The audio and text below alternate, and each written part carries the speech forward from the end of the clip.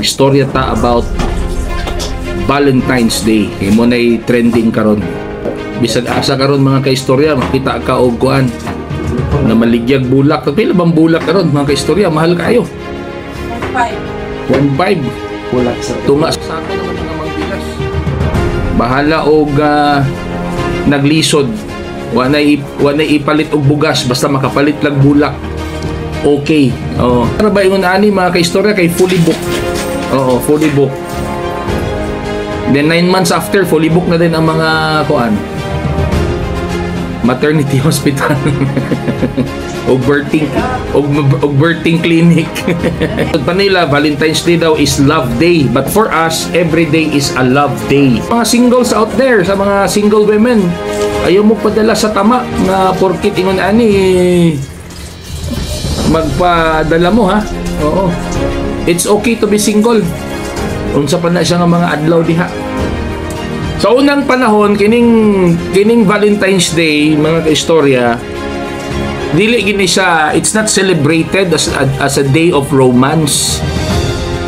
Unlike karon nga it's highly commercialized. Gi-create gid siya, gi-brand gid siya nga kapag ka February 14 Romance Day siya or kinahanglan gyud nga ma-in love gyud ka. Mo na siya ang branding karon sa February 14, but way back mga 14th century dili ingon ana ang treatment sa Valentine's Day because wala man gid pay Valentine's Day. Now, that is a pagan holiday, no? Unsa nang pagan holiday mga kaistorya? Kung sa Bisaya pagano. Pagano dili gatoo sa tinuod nga Dios. Dagan na silang mga Dios-Diosan. Ang ginatuuhan nga Dios-Diosan aning kining ilang pagan holiday si ginganlan og Lupercalia. It's a holiday that celebrates fertility. Tanaw ni mong Bible, wala gid kay mabasa nga Valentine's Day.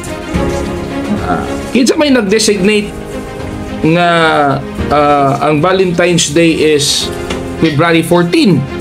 Kasi nag-celebrate, kasi nag-designate si Pope Gelasius I. Dito na nag-start nga February 14 is a Valentine's Day. So, unsa may atong observation sa ani mga kaistorya, ang Valentine's Day is highly commercialized. Sa mga negosyante, gitan-aw siya as a business strategy para mahalin ang ilang mga produkto. Ang bulak nga tag 90 pesos lang karon libo na. So ang kato mga stuffed toy nga barato ra libo na, pero karon na pud siya nga adlaw mga kaistorya. So nahimo siyang highly commercialized. And because of this, ako na obserbahan nga murag gihimo ra nilang seasonal ang gugma, di ba? Basta inani nga adlaw murag halos tanan in love. Halos tanan in love.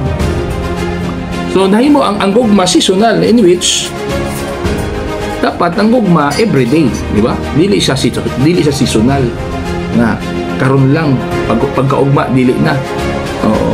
Tungod kay muraman og na brand gid siya as kining Romance Day, mo na dining naniga kahitabo nga mga forbidden acts, di ba?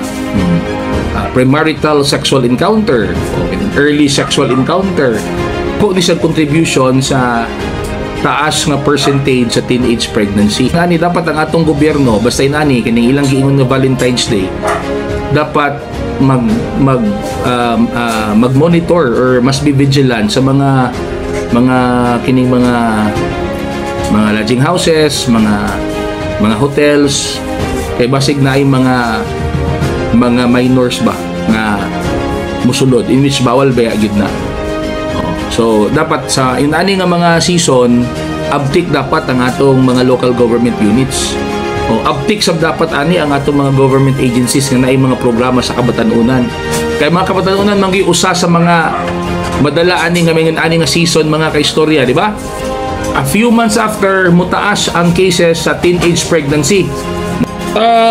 Ang gugma mga kaistorya, dili man na siya di man siya masukod sa mga material nga butang. Sa balag wala kay may hatag, kung wala giimo, hindi okay lang, diba? I don't know, kung ako personal observation lang nako ni mga kaistorya, pasaylo ako, basta kining ilang giingon nga Valentine's Day, murag dali ra kaayo pasugton ang mga ubang kababaihan.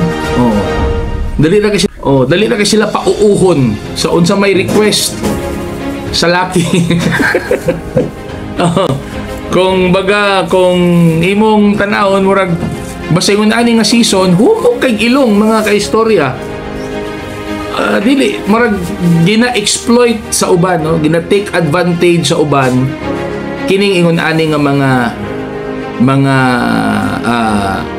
ani nga adlaw nga kung imong tanawon dili siya okay, di ba? Dili siya maayo mga kaistorya. Hello mga kaistorya, if you like my video, please follow my FB page and TikTok account Mag-Istoryata Infovlogs, and subscribe on my YouTube channel Mag-Istoryata Infovlogs. Have a nice day.